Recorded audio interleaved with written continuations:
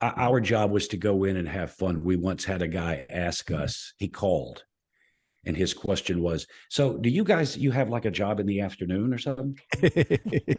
And we said, well, no. Why do you ask? He goes, well, they don't actually pay you for this, do they? Because to him, it sounded like this giant party, which is good. That's what we wanted.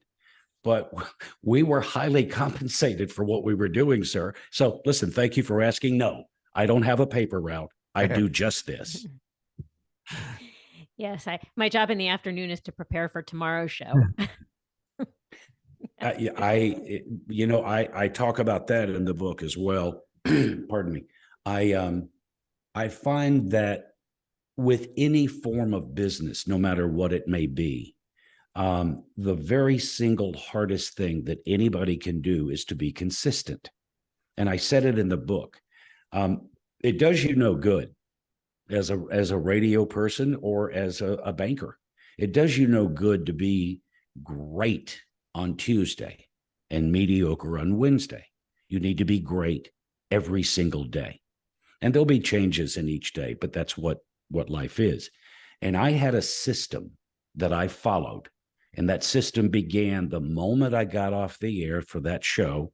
I began looking at and working toward the next day's show. It never stopped.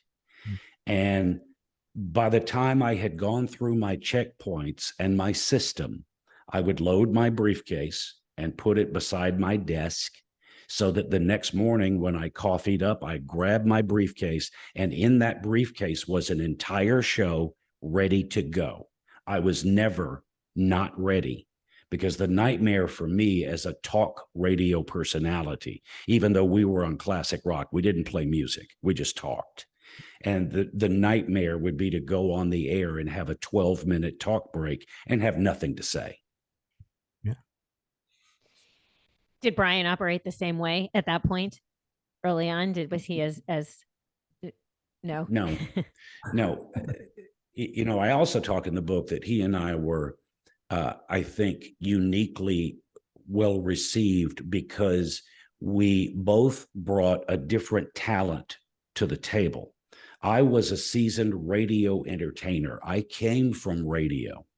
And so I knew how to put together, prepare, and present a radio program, entertainment-based, and I knew the ins and outs of how to do that. Brian had no knowledge of radio. The first Mark and Brian show was his first time to ever speak into a radio microphone.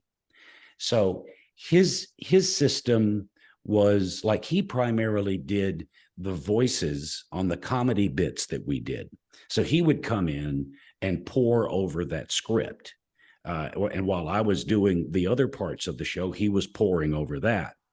And, at one point I kind of got to the point of, hey, dude, that comedy bit's going to last 4 minutes. I've still got 3 hours and 56 minutes to kill over here. Help me out.